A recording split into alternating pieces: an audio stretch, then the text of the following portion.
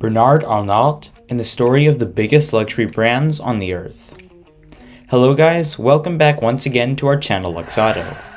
Bernard Arnault, who's popularly known as the Holy Father of Fashion, is one of the richest men in the world with a net worth of $190.7 billion US. He's the CEO and chairman of the LVMH brand and an art lover who revitalized Christian Dior and built the billion-dollar luxurious brand empire. Today, let's dive into the video to know his success story and the biggest luxury brand he created. By training, he was an engineer, and he was born on 5th of March 1949 in northern France. Arnault attended his school in Roubaix and Lille before he enrolled at the École Polytechnique in Paris while studying engineering and graduated in 1971. By the age of 30, he became the president of the company. Being an engineer, Bernard Arnault went to work for Ferret Sabanel and his family's organization. Within 3 years, he renamed the organization Farinel and shifted the focus to real estate, rising through his ranks to become president and a director, succeeding his father at the age of 30 years old. Stepping to the fashion industry. Surprisingly, in 1984, Bernard left Farinel and purchased the bankrupt textile organization Boussac and stripped the organization of all assets except Bon Marché department store and Christian Dior. This fashion house was his best investment despite the stagnation at the time. Taking a look at LVMH. Arnault stepped in to mediate the tussle between Moet Hennessy and Louis Vuitton homes after the two enterprises merged in 1987.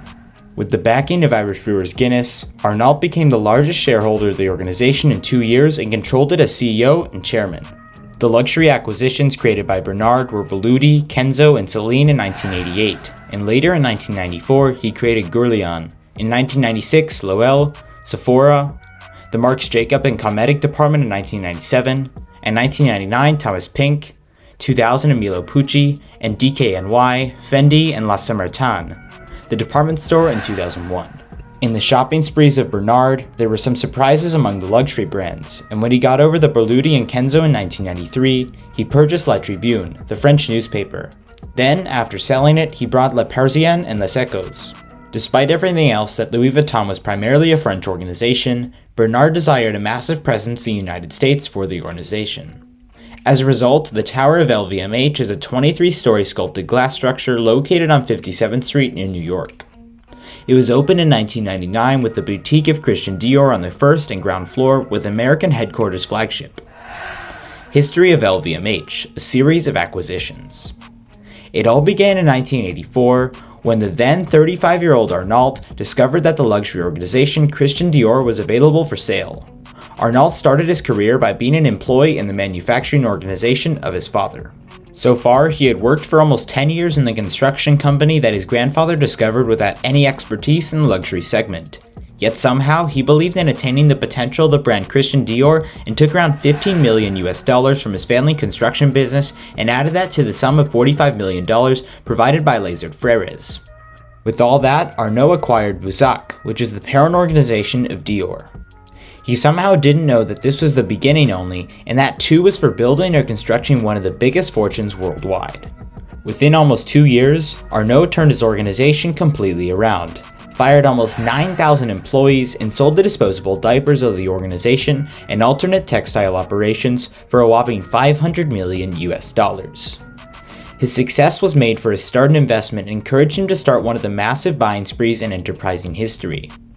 In 1990, Arnault purchased the popular Louis Vuitton Moet Hennessy, the merged fashion and spirit organization. He knew he had already invested in it. The brand LVMH accomplished the deals for Celine, Kenzo, Givenchy, Marc Jacobs, Tagore, Sephora, Gucci Group, Tiffany & Co., Fondi, Hermes, the French Economic Newspaper, and the Art Museum, Foundation Louis Vuitton, to name a few. Since Dior, the French entrepreneurship acquired almost no less than 70 luxury brands under the popular holding organization and the largest maker of the world of luxury goods. LVMH was one, and he's worked as well as been associated with various other big names like John Galliano, Marc Jacobs, Alexander McQueen, and more.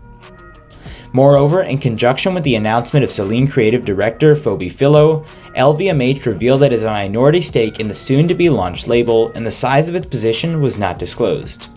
LVMH also announced that it would acquire around 60% stake in Virgil Abloh's brand Off-White and retain 40% interest while continuing as a creative director. Finally, in 2021, LVMH acquired Officine Universelle Bully 1803, the French cosmetics and perfume organization, and for 4 years after it was invested, the group acquired Officine Universelle. The terms are not disclosed yet. So, that was all about the success story of Bernard Arnault and various brands that he started and invested in. What are your views on the scenario? Let us know in the comments section below. Until the next video, stay tuned and subscribe for more.